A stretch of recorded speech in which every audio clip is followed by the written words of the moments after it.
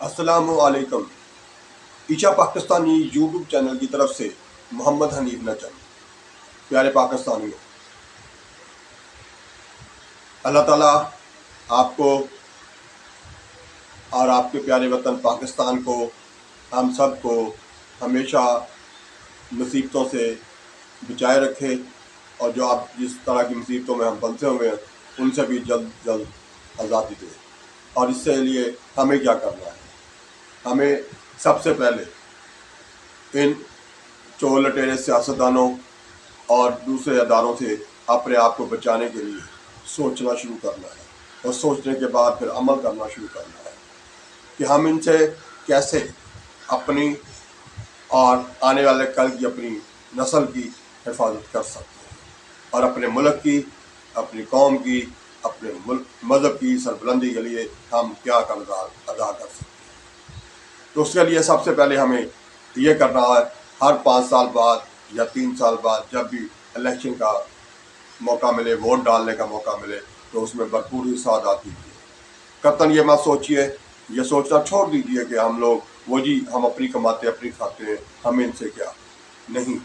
اگر ہمارا اوپر بیٹھنے والا وزیر اعظم کوئی پاکستانی ایماندار آئے گا تو اس کا ہمیں فائدہ ملے گا کہ وہ اپنے اخراجات جو حکومتی معاملات میں ہوتے ہیں ان کو کم کریں گے اور عوام کے لیے سوچنا شروع کریں گے۔ اس کا فائدہ یہ ہوگا کہ ہمارے اوپر مزید ٹیکسز نہیں لگیں گے، مزید قرضے نہیں چڑھیں گے۔ لیکن اگر ہم یہ نہیں سوچتے، صرف یہی کہتے ہیں جی ہم تو اپنی کمانی اور اپنی کھانی ہے، اور جب بھی جس چور لٹیرے کو بھی موقع ملے وہ ہمارے اوپر حکومت کرنے آ جائے، تو پھر یہ ہوگا کہ وہ چور ہوگا، لٹیرا ہوگا، اپنی جائیدادیں باہر بنانے کے چکر میں ہوگا، اور اس کے ساتھ مزید ادارے بھی اس کے ساتھ مل جائیں گے، ان کے سربراہان جو ہیں وہ بھی ہمیں لوٹنا شروع کر دیں گے، ہمارے اوپر مزید ٹیکسز کا بوجھ بھی بڑھے گا، ہمارے اوپر قرضے بھی بڑھیں گے، اور پھر آنے والا کل ہم کے لیے نہیں بلکہ ہمارے آنے والی نسل کے لیے بھی مشکل سے مشکل تر ہوتا جائے گا۔ اس لیے میں آپ سے گزارش یہی کروں گا، آئیے ہم اپنے وطن کے لیے، اپنے پاکستان کے لیے، اپنے ملک کے لیے، اپنی قوم کے لیے، خاص طور پر اپنے مذہب اسلام کی سربلندی کے لیے ہم سوچیں اور عمل کریں۔ عمل کس طرح کریں؟ ہم یہ بھی کر سکتے ہیں، سارا دن فیس بک چلاتے ہیں، واٹس ایپ چلاتے ہیں، فرصت کے جو لمحات ہیں ہم ان کو اس طرح سے ضائع کرتے ہیں، کیوں نہیں ہم یوٹیوب پہ جا کے مختلف پیسے کمانے کے طریقے سیکھیں، اور ان پر عمل کرتے ہوئے فارغ ٹائم میں فیس بک سے بھی، اگر ہم فیس بک ہی چلانا پسند کرتے ہیں تو اس پر بھی ایسے طریقے سے اکاؤنٹ بنایا جائے کہ اس پر سے بھی پیسے آئیں۔ یوٹیوب پر بھی ایسے طریقے سے اپنا کوئی سسٹم بنایا جائے کہ اس پر سے بھی ہمیں پیسے آئیں۔ یعنی اپنے مالی حالات کو بہتر کرنے کے لیے جو ہم سارا دن کوشش کرتے ہیں وہ جاری رکھیں، لیکن اس کے ساتھ ساتھ یہ اضافی کوشش جو ہے اس کے لیے معلومات حاصل کریں۔ اور خاص طور پر میں پھر آپ کو یہی یاد دلاتا ہوں کہ اپنا ملک، اپنی قوم، اپنے مذہب اسلام کی سربلندی کے لیے جو آپ کر سکتے ہیں وہ کریں۔ الیکشن میں ووٹ سوچ سمجھ کر ڈالیں، اور ہر وقت یہ دباؤ ڈالیں، ہر جگہ یہی پرامن احتجاج جاری رکھیں، آپس میں گفتگو یہی جاری رکھیں کہ جلد از جلد پاکستان میں الیکشن ہوں، ایمانداری سے ہوں۔ یہ موجودہ جو حالات ہیں یہ ہمیں قطعاً برداشت نہیں ہے۔ جس دور میں ہم یہ جو دور گزرا ہے پی ٹی آئی کا، اس میں اگر 10 روپے 5 روپے چیز مہنگی ہوتی تھی تو ہم سارے کے سارے پریشان ہوتے تھے کہ ہم جی مہنگائی ہو گئی، غریب آدمی مر گیا۔ تو کیا اب جب چیزوں کے ریٹ روز 10 روپے سے لے کے 150 روپے تک، 200 روپے تک بڑھ جاتے ہیں، اب یہ 2 دن پہلے بجلی کا ریٹ جو ہے کٹھائی 7 روپے فی یونٹ اضافہ کر دیا گیا ہے۔ کیوں؟ ہم اس قدر لاچار بے بس ہو چکے ہیں کہ ہمارے اوپر جو جتنا مرضی بوجھ لاد دے ہم وہ برداشت کرنے کے لیے تیار ہیں۔ سوری، معذرت چاہتا ہوں۔ تو میرے پاکستانیوں، ہمیں اس طرح سے سوچنا ہے۔ ایک دور تھا کہ 1 روپیہ تو دور کی بات ہے، ایک پیسہ چیز کے ریٹ میں اضافہ ہوتا تھا تو ہم لوگ احتجاج کرتے ہوئے سڑکوں پہ آ جاتے تھے، یا اس چیز کا استعمال کم کر دیتے تھے، یا اس چیز کو استعمال کرنا بند کر دیتے تھے۔ لیکن اب یہ ہے کہ ہم احتجاج نہیں کرتے ہیں۔ اگر چینی والا جو ہے وہ اپنا ریٹ بڑھاتا ہے تو آگے مرچوں والا جو ہے وہ مرچوں والا بھی اپنی دکان پہ جا کے وہ بھی ریٹ بڑھا لیتا ہے۔ اگر بک سیلر بکس کا ریٹ بڑھاتا ہے تو وہ جو خریدنے والا لوہار ہے وہ اپنے لوہے کی چیزیں جو ہیں ان کا ریٹ بڑھا دیتا ہے. تو یہ طریقہ جو اب سے چلنا شروع ہوا ہے اس دن سے یہ ہوا ہے کہ ہمارے ہاں ملک میں ریٹ بڑھتے ہی جاتے ہیں، چیزوں کی قیمتیں بڑھتی ہی جاتی ہیں اور کوئی انہیں پوچھنے والا بھی نہیں. تو ہمیں خود کچھ کرنا پڑے گا، کیونکہ نہ ہمارے سیاستدان ہمارے لیے سوچ رہے ہیں اور نہ ہی ہمارے بنائے ہوئے ادارے جو ہیں جو ہمارے ہی ٹیکسوں پر پلتے ہیں وہ صرف یہ کرتے ہیں کہ اپنے اخراجات بڑھاتے جاتے ہیں اور اس کے بعد جب وہ پورے نہیں ہوتے تو مزید کسی نہ کسی بہانے سے کوئی نہ کوئی ٹیکس لگا کے ہمارا کچمبر نکال دیا جاتا ہے.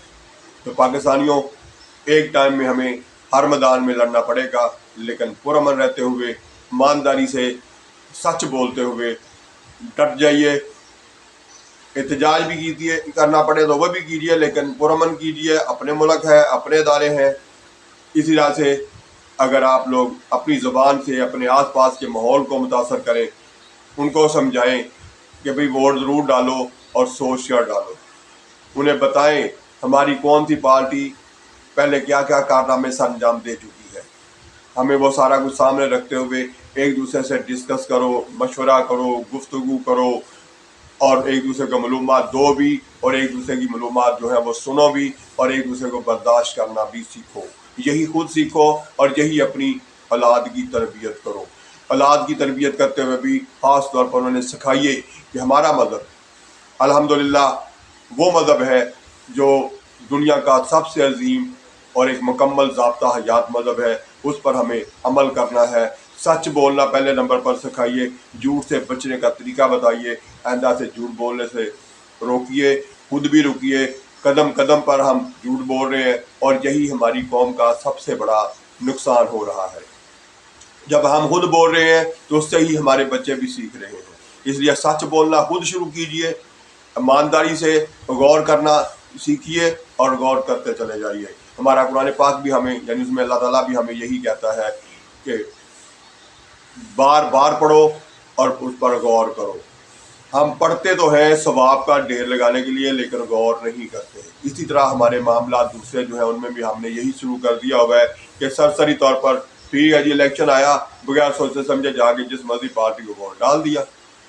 اس کے بعد جب مہنگائی ہوئی تو پھر چیخیں تو مارتے رہے، لیکن پھر بھی یہ نہ سوچا کہ آئندہ ہم نے کیا فیصلہ کرنا ہے. آئندہ ہم نے اس پارٹی کو جس نے ہماری چیخیں نکلوائی ہیں اس کو دوبارہ موقع نہیں دینا.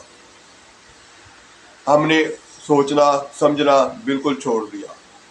کیا عجیب عجیب سے سرسری سے جملے ہوتے ہیں ہمارے. وہ جی ہم نے تو جی اپنا کرنا اور اپنا ہی کھانا ہے.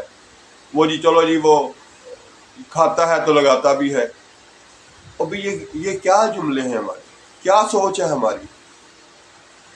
اپنے آپ کو درست کیجیے. بھئی کیوں کھاتا ہے؟ ہم نے اگر رکھوالی بٹھایا ہے اپنی قوم کے لیے، اپنے ملک کے لیے بہتری کے لیے، کسی بندے کو اگر اوپر بٹھایا ہے یا اس پارٹی کو ہم اوپر لائے ہیں تو اس لیے لائے ہیں کہ ہمارا جمع پونجی جو ہے وہ کھا جائے. بھی ہم پھر یہ گھر میں کیوں نہیں کرتے؟ اپنے گھر میں ایک ایسا ملازم رکھ لیجئے جس کو ہم 100 روپیہ دیں کہ جاؤ جا کے دہی لے آؤ، تو وہ 70 روپے کی وہاں کھا کے آ جائے اور 30 روپے کی ہمارے لیے لے کر آ جائے. اور جب ہمیں یہ پتہ بھی چل جائے تو ہم اس ملازم کو پھر بھی نہ نکالیں نوکری سے، پھر بھی اسے اپنا ملازم رکھیں. ٹھیک ہے وہ 70 کی وہ کھاتا رہے اور 30 کی ہمیں لا کے دیتا رہے، 7 رہا وہ الگ لیتا رہے. اس طرح گھر میں بچوں کو بھی ایسے بچوں کو اپنے گھر کا لیڈر بنا لیجئے. بازار سے سودا صرف لانے کی اس کی ڈیوٹی لگا دیجئے جو یہی کرے کہ جب بھی جائے بازار تو اس میں سے 30-40 روپے خود کھائے اور باقی گھر کا سودا صرف لے کے آتا رہے. تو بھی جب ہم یہ چیزیں برداشت اپنے لیے نہیں کرتے تو اپنی قوم کے لیے، اپنے ملک کے لیے کیوں کرتے ہیں؟ کیوں نہیں سوچتے ہم؟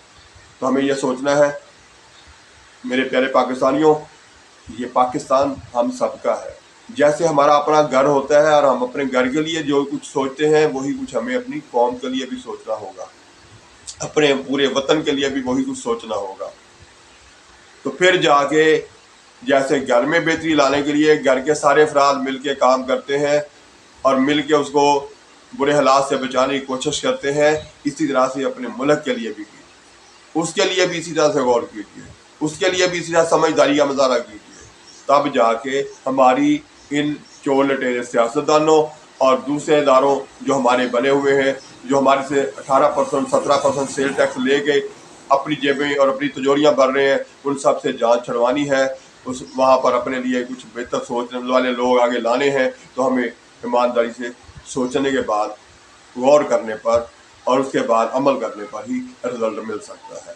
اس لیے خود بھی اچھے اعمال اپنے بھی بنائیے، اور اپنے آس پاس جو کوئی اچھے کام کر رہا اس کی بھی حوصلہ افزائی کیجیے، اور خاص طور پر اپنے بچوں میں سے جو بچہ بھی اچھا کام کر کے دکھائے اسے شاباش دیجیے، اس کا حوصلہ بڑھائیے. اور اسی طرح سے آہستہ آہستہ پورا خاندان درست ہو جائے گا.